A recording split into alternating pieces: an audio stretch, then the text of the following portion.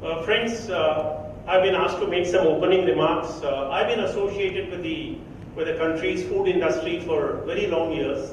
I work very closely with the grains trade and industry, with the sugar trade and industry, with the spices trade and industry, with the oilseeds and oils trade and industry, with the cotton trade and industry, and a number of activities, even rice, wheat, pulses, which would of course cover the grains. And I've traveled across the world, seen food processing factories. I have reasonable familiarity with what's happening in the Codex Alimentarius regime. We've also seen how we've had in our country over the last several years disparate laws. The most important law being the Prevention of Food Adulteration Act, 1954, I guess. Okay, but we have come a long way. Now, of course, we have the Food Safety and Standards Act 2006, and the rules were written much later, and now it's under implementation. India's food market, I'm sure Dave Saab knows only too well, is very highly fragmented. There are no major national level brands and corporates that actually work at the national level. Probably a handful. There is a very vast diversity of products given the nature of this country and the nature of production of various agriculture commodities in our country. The food habits are very different from one region to the other. If you travel 300 kilometers, the food habit actually changes, and the kind of ingredients that people use in their foods also keeps changing. And therefore there is an extraordinary diversity in the national food basket in terms of the ingredients that go into it, the manner in which food is prepared, and obviously the manner in which the food is served or marketed. This is one, but things are changing. Things are now getting increasingly standardized. There is a lot more consumption of food out of home. Out of home consumption is increasing, and that's what urbanization leads to eventually. And therefore, we need to take cognizance of these changes in lifestyle and changes in food habit. It is also increasingly important that those in the trade and industry, those who are manufacturers of food, or those who are suppliers of food ingredients for the manufacturers of food, also take cognizance of the fact that for the lawmakers, food safety is increasingly important. Around the world, food safety standards are becoming tighter and tighter by the day. The food standards that were applicable 50 years ago, or even 20 years ago, are not applicable anymore. They become much stricter and much stronger and more rigorous. And there is scientific evidence for this increasing rigor in food safety standards. On the other hand, from a consumer perspective, there is increasing health awareness amongst consumers, and therefore consumers want to be absolutely sure about the kind of food that they are eating, the kind of ingredients that have gone into these food products, and therefore the law is now in place. Consumers' awareness about food safety, food standards, and about their own health is certainly increasing. Food habits are changing. There is also extraordinary food diversity in this country, and therefore, how do you implement a law that will judiciously marry this multi-dimensional issue of the food market? I think that's a big challenge, and somewhere a beginning has been made by bringing all the disparate laws under one umbrella, legislation called the Food Safety and Standards Act 2006. And now it's slowly being implemented. Yes, food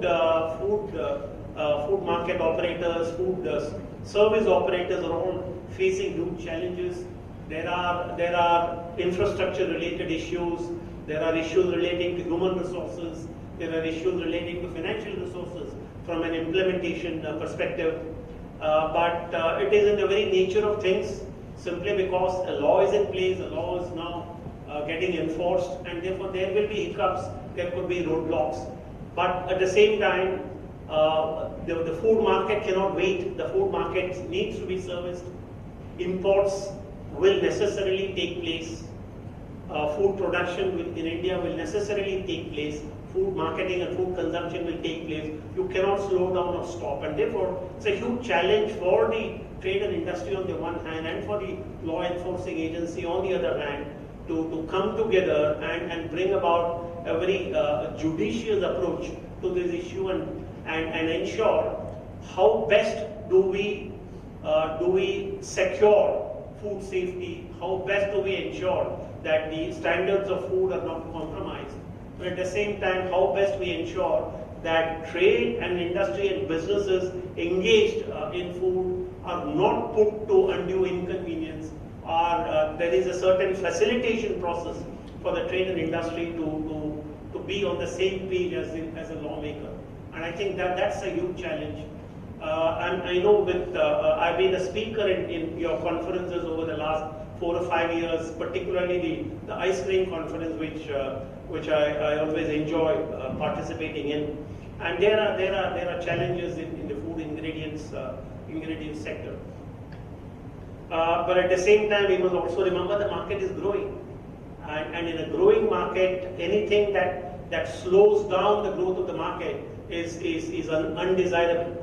And particularly if there are laws and rules which willy-nilly slow down the process of market expansion, then we need to probably review the law. We need to review those rules which unintentionally slow down the process of market expansion, without certainly compromising on food safety and the quality of food that people eat. Therefore, it's a huge challenge. The environment is quite complex. There are challenges from the trade and industry. There are challenges from the lawmakers and law enforcing agencies.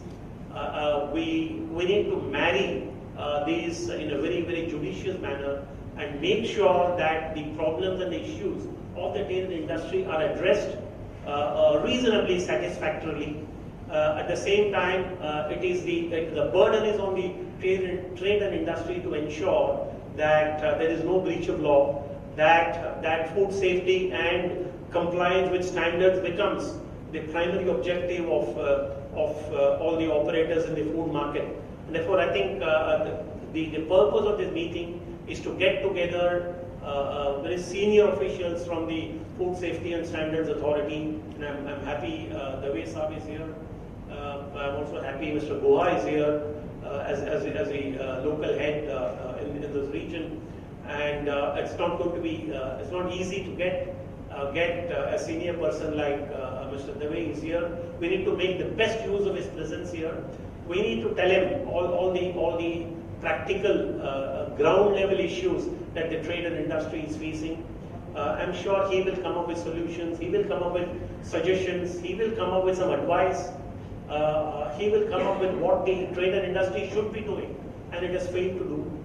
There are that actually this entire situation reminds me of a prayer, and the prayer goes like this. It says, "Oh God, give me the courage to change the things I can, and give me the patience to accept the things I can't change, and the wisdom to know the difference between what I can change and what I can't change." That probably is what Dave Saab is going to apply, this logic there. I want him to have the courage to change the things that he can change.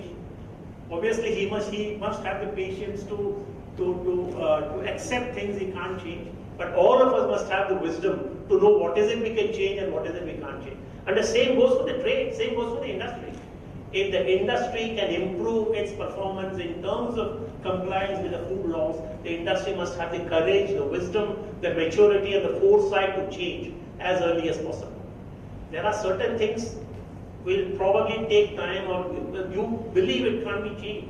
Then take that issue to the lawmaker and seek his guidance, how best this is to be sorted out. But all of us have to be clear about what is it that we can do to change and to be compliant with the law. What is it we just can't do at all?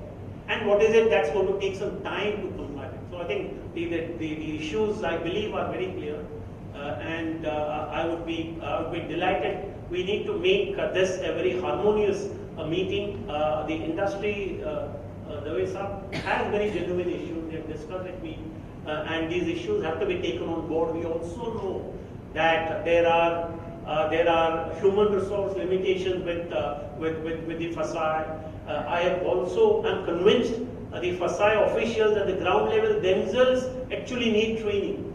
They need much more awareness and a practical approach to addressing and finding solutions to the problems of the trade and industry. And at the same time, the trade and industry also certainly needs to rise to the occasion.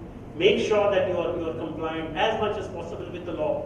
Where you are not able to, take your practical problems to a senior person like Dave. And I'm sure he is trade friendly, he is consumer friendly, but he also has a job to do. He's an enforcer of the law. And therefore, I think with this kind of opening remarks, I just want to once again welcome the chief guest, Mr. Dave. Let's make this an interactive meeting. Let's make this a friendly meeting, a warm meeting where our objective is to find solutions. Our objection is not to blame each other, but to find solutions simply because the food market is not going to wait. Food market will keep expanding. And it is a duty of the trade and industry to service the food market. And it is a duty of the authority to ensure that the food safety standards, food safety and food standards are not compromised. And therefore, I think with this opening remarks, I want to actually invite Dhiren Kanwal, President of FIMSIA, to deliver his welcome address. Thank you very much.